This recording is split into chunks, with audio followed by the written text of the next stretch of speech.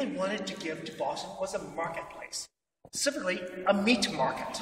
That's what he really wanted to give to Boston. At the time, meat and most goods were sold not in stores, but by pushcart vendors. Pushcart vendors that went through the narrow city streets selling, get your hamburger here, get your hamburger here, And the streets were narrow. Most streets in Boston have been widened. House Street, small, narrower the streets in Boston. If you go over there behind the Union Oyster House, there's little alleys behind the Union Oyster House. Mm-hmm. Those aren't alleys. Those are streets. That's the typical size of streets in Boston in the 1700s. Most streets, they've actually gone and picked up one side of the street, all the buildings, and moved them back 30, 40, 50 feet, depending on which street, which part of Boston it was. Even the North End, most of those streets, even though they appeared narrow, many of them didn't move back 8 feet, make them wider. But the only area that's original, the size of the streets, is over there behind the Union Oyster House. So these pushcart vendors were going through the streets selling their goods. They viewed a central marketplace as a conspiracy to drive them out of business. They viewed it as, like a small town, feels like a Walmart coming to that town. They're meant to drive us out of business. Little things driving us out of business. Those pushcart vendors, when Peter Faneuil proposed building a marketplace, rioted on the square right out here. This was the third time a marketplace had been proposed. This is the third time that rioted. People of Boston are these riotous people. They rioted out here. Those pushcart vendors even tried to burn down Boston. They set fire to the houses on the other side. Their customers. They tried to burn their customers out. So Peter Faneuil, had been opposed by this group that did not want a marketplace. So he sweetened the pot by adding other floors to the building. This room, this room was to be a place for the town meetings of Boston. Town meetings were the government of Boston, a very democratic way of running things. Everybody would come to the town meeting, discuss things, vote on it. There was no mayor, no city council, no even clerks. The town meeting was the government. There was no central place, no public space for town meetings. So he was proposed building a central marketplace with a place for town meetings above it. That still didn't get approved. So he added another floor. And there is another floor upstairs. This other floor was to be for the militia companies, the citizen soldiers of Boston. Boston was under threat. The French in Canada, the Catholics in Canada, the Spanish down in Cuba, the Catholics in Cuba, were sworn to drive those Puritan, fanatic Protestants out of New England. They could have been attacked at any moment by an armada of Spanish or French ships. It could have been attacked. So they had to guard Boston. There were forts all along the shore here in Boston. But there were no British soldiers. They were guarded by the citizens of Boston. They were organizing themselves into 4 companies. So he proposed the top floor. There's 4 corners. Each company is going to have a corner. And a big central hall where they're going to march around and have a party afterwards when they're done marching around. That 3-floor plan got approved by 6 votes. And this building got built in 1742. Now, why it got built right here is that this place was open because it was part of Boston Harbor. This is built on landfill. 70% of downtown Boston is built on landfill. This is built on landfill. Even when this building got built, right after they built it, you could dock a ship right outside here. You could dock a ship 10 feet out the back door. This square out here is called Dock Square. Dock Square. So you could dock a ship right out here. Now, it's still this 3-floor plan. It's still a marketplace. It's not a meat market though, but you can buy coffee down there, closest you can probably get, and chocolate. It's still a marketplace. It's still above Ancient and Honorable Artillery Company. There's a militia company up on the top floor. They're still there. They've been guarding Boston since the 1630s. They don't guard Boston any longer. It's more of a social unit, but they run a museum upstairs. You can go and visit their museum. It's only open on weekdays, so it's an opportunity to visit. You couldn't have visited on Sunday. It is open today. They have guns upstairs. So you can visit the Ancient and Honorable Artillery Company up on the top floor. And this hall, it's no longer the government of Boston. Boston became a city in 1822. What I mean by it became a city in 1822, it changed government. No longer town meetings as the government of Boston, but they changed to having a mayor and a city council. So they built a city hall, another city hall, another city hall, current city halls across the street. But they built several city halls in between. And this one room, though, Peter Faneuil said must be used for political debate, must be used for political discussion.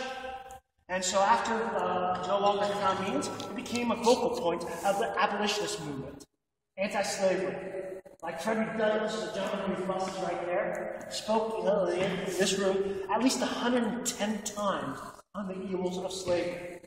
With this room being a bastion of political free speech, not only Frederick Douglass spoke here, invited to speak here, but a gentleman named Senator Jefferson Davis of Mississippi, future President of the Confederate States of America, spoke in this room on the positive good that slavery was doing for the South, especially for Mississippi, and that the federal government should leave them alone. And that was in 1858 that he spoke here in this room. After the Civil War, all those people about slavery went home because they said that human rights had been achieved for everyone. Well, Lucy Stone, lady right here, rented out this room on the 100th anniversary of the Boston Tea Party. And leading up to the American Revolution, one of the big things that took place here was protests about the taxes that England was trying to put on America. The very first protest about the taxes anywhere in America was right in this room. And what the Americans objected to was not taxes in general. They were willing to pay taxes. What they objected to was England saying, this is the taxes you are paying. They objected to England arbitrarily just putting taxes on us. They figured that if England could just arbitrarily put taxes on America, what would stop England from putting all their taxes on America and abolishing all taxes in England? In fact, it would be to the Parliament's advantage to do that. You know, eliminate taxes in England, put taxes on America, stifle American growth. America won't become competition for them if they have to pay all these taxes. That's what Americans objected to. Not taxes, but that they had no say in these taxes. So the first protest meeting about any of these taxes put on America was right in this room. A town meeting of Boston, a guy named James Otis during the middle of the war, said taxation without representation is tyranny.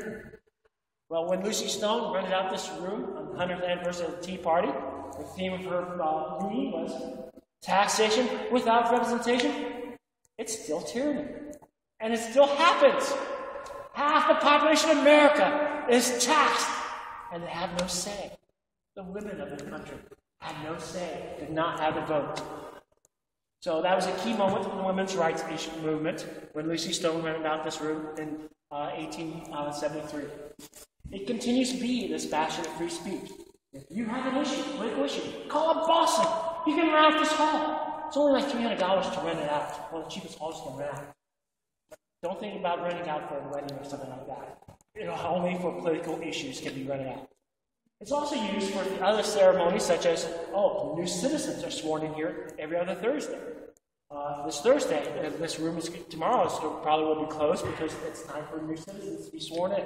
No, not tomorrow. First Thursday in January it'll be rented out for the immigration service. It'll be open tomorrow. But first Thursday in January it will be closed. New citizens. It's also a place where new lawyers in Massachusetts are sworn in, and new police officers and new officers of the National Guard are sworn in here. It's also where graduation ceremonies, school ceremonies just before Christmas. Several Boston schools had their Christmas programs in this room. And almost every politician that comes through Boston gets photographed making a speech up on this stage.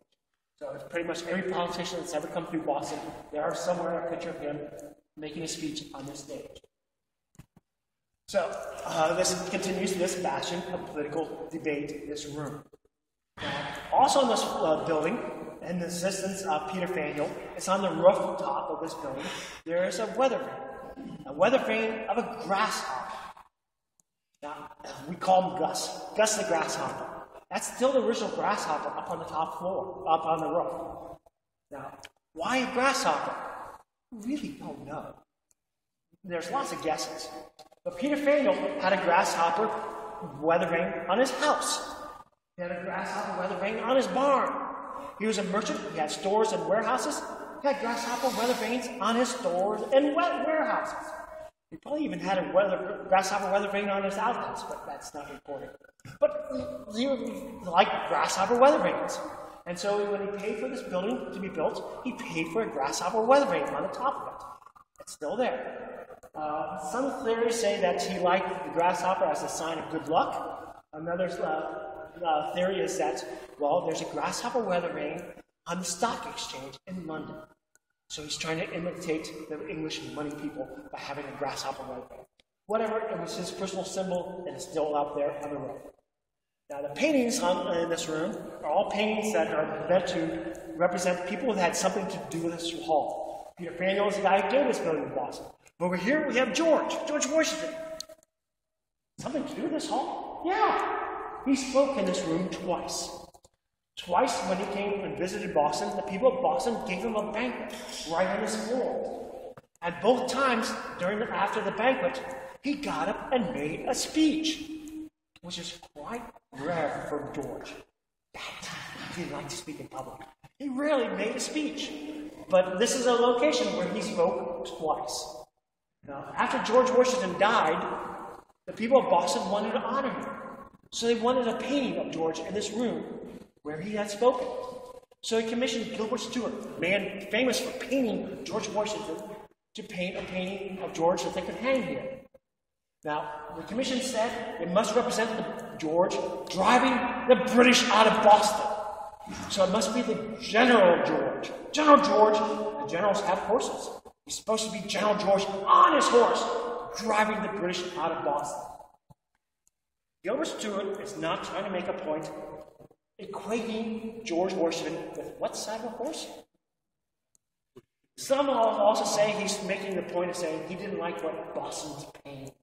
So he started telling Boston what he thinks of it. Now, what I've always heard is that why he's got this side of a horse, well, people didn't think this was that unusual in those days. That's how you mount a horse. Get on a horse, get off the horse. You stand in that way. So it wasn't that unusual. But Gilbert Stuart has, I can't draw a horse. He was an artist, but he could draw people. He just was lousy drawing horses. So he got this commission to draw a horse, and he was stuck. He has to include a horse. So he copies a painting that he knew about. He copies a French painting of a French Duke with a French Duke's horse. That's the French Duke's body. That's the French Duke's horse. George's head.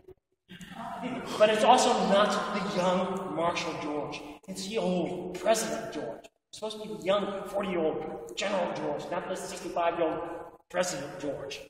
So it's an old George, not the young, vigorous George. Now, they were concerned about this building burning down. It had burned down once.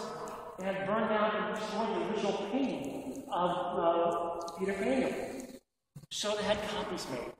So the copy of that was made by Gilbert Stuart's daughter, Jane Stuart. That's Jane Stuart's painting. The original is in the Museum of Fine Arts. Now, fortunately for Peter Faneuil, that was a famous painting, and it had got copied several times while the painting was still in existence. And so after the original was burned down, they moved one of these copies. That is a copy that's almost about 240 years old. That is a copy that's about 240 years old, done by Sargent, one of the most important painters in America. Now, another painting, another artwork in this room is Abraham Lincoln. Back there. There's actually two portraits of Abraham Lincoln in this room. Abraham Lincoln, for a long time, it was felt that he spoke in this room. Back this. But there's no indications he ever visited this building. He spoke here in Boston a couple times, but never in this room. But there were many, many rallies for Abraham Lincoln in this room. During the Civil War, many rallies in this room supporting Abraham Lincoln. So it is appropriate that he does have his portrait here. But that drawing over there, the one on this level, that's not a painting, that is a charcoal drawing of a lost painting. During the Civil War, the governor of Massachusetts was a guy named Andrews. And if you go through the steps and up the steps of the way, on the landing next above, is a big painting of Governor Andrews. And Governor Andrews commissioned a painting of himself and a painting of Abraham Lincoln to hang in his office, in the governor's office over in the State House.